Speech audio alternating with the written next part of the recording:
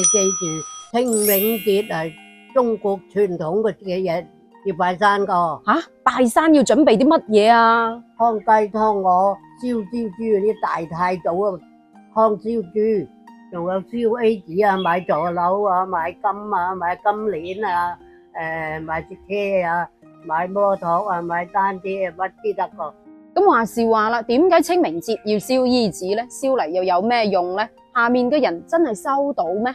你係咪曾經都係咁諗過？帶住呢個問題，聽埋我講個古仔，你就知道點解清明節要燒衣紙噶啦。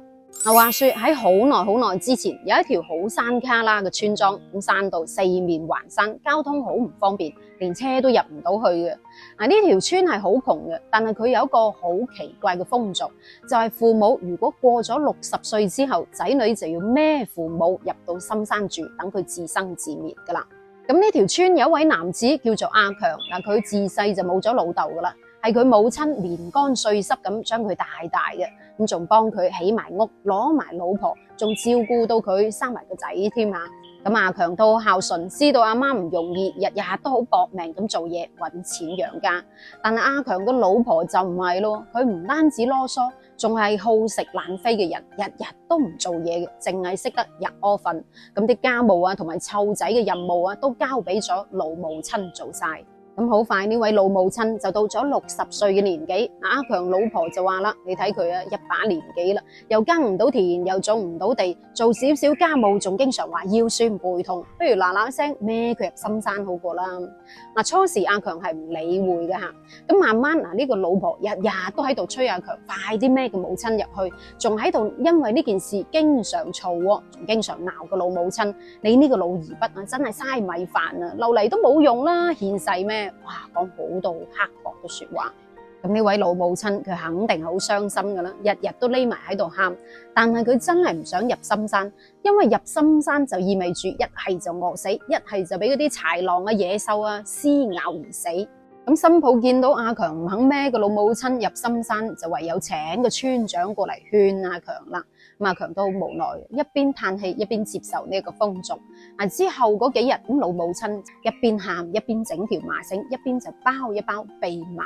順便講下呢兩個字，普通話讀蓖麻，粵語讀蓖麻。咁蓖麻係一種瀉藥嚟嘅。之後換一套乾淨企理嘅衫，同個仔講啦：你孭我入山啦！如果你唔聽話嘅話，我就死俾你睇。咁其實老人家又邊想死呢？係咪？佢只不過為咗個仔日後嘅家庭幸福，唯有選擇入深山自生自滅啦。咁阿強見到母親咁堅決，唯有孭佢母親準備上山。母親仲同阿強講：你要帶埋嗰條麻繩同埋嗰包蓖麻。阿強唔明攞嚟做乜，母親就話啦：你到時候就知噶啦。一步一步咁行，阿強一邊喊一邊孭住老母親入深山。但係呢次老母親就冇喊咯，反而好淡定咁一邊行就一邊揼一啲蓖麻喺地上面。咁到咗山腳下面，老母親就將啲麻繩全部散開，逐啲咁放繩，從山腳放到山上面。咁城頭嗰邊咧就綁喺一棵大樹上面。咁之後阿強安置好母親入山洞之後就轉身走啦。但係呢個時候天已經黑，已經睇唔到路。咁阿強行到山腰嘅時候，點知叉錯腳，叉空咗，跌咗落山喎。呢個時候阿強喺度諗啦：唉，今次大鑊啦，唔死都一身殘啦。點不知佢突然之間發現有條麻繩喺度纏住自己。佢呢個時候先至發覺，原來母親審嗰啲蓖麻係為咗幫自己做記號，等自己唔好蕩失路。麻繩係為咗救自己嘅。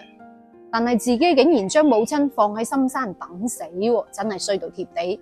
於是乎阿強就衝上山諗住救母親啦。點不知不幸嘅係見到母親俾幾隻豺狼喺度撕咬，佢好嬲咁拎起嚿大石踩啲豺狼。豺狼係死咗，不過佢母親亦都斷咗氣。呢個時候阿強諗起母親含辛茹苦帶大自己嘅場景，好大聲咁喊咗出嚟：係我對唔住你啊，係我冇好好咁孝敬你啊！咁結果咧，縱身一跳死咗啦。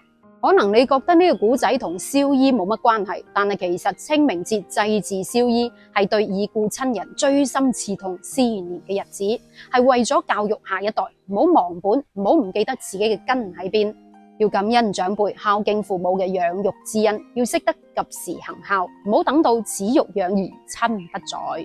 咁燒紙錢就係封建社會流傳落嚟嘅習俗啦。喺秦漢以前，古人舉辦啲喪葬儀式都會用到嘅，但係當時係用真金白銀作為陪葬品。咁後嚟到咗漢代，盜墓猖獗，咁所以就用紙錢嚟代替呢啲真金白銀啦。咁紙錢有好多叫法嘅，有人叫金銀衣紙、陰司紙，亦都有人叫冥幣或者係溪錢等等嘅叫法。反正係祭祀嘅時候燒俾先人用嘅嘢啦。因為民間傳說認為下面生活嘅都要開支嘅，所以就用燒嘅方式等逝者收到啦。咁自此以後，民間就有咗燒金銀衣紙、燒衣嘅習俗啦。其實唔單止係清明節，仲有重陽節、中元節、除夕都係祭祖嘅傳統節日，都有燒紙錢呢一個儀式。咁燒紙錢喺古人嘅觀念裏面，其實係延續香火嘅傳統觀念，係一種孝心傳遞嘅方式。唔係話你燒幾大笪或者有幾多個零就越有孝心，唔係咁解吓，而係祭祀嘅人越係誠心誠意，越係敬畏之心，就越有價值。所以話燒紙錢下面嘅人收唔收到並唔重要嘅，最重要嘅係孝道嘅傳承。咁當然啦，其實燒紙錢呢一家嘢唔係咁文明嘅啫，一嚟污染環境，仲有其實好容易引發火災嘅發生，應該要杜絕。咁再講啦，孝心唔係話等佢失去咗之後先至燒好多俾佢，與其係咁，倒不如喺佢生前多啲盡孝，俾多2張佢使，啱唔啱呢？你又覺得燒紙錢呢一樣嘢有冇用呢？亦都有人問我，清明節祭祖嘅時候應該喺邊個時辰先至好呢？知嘅話留個言，我哋下期再見，拜拜。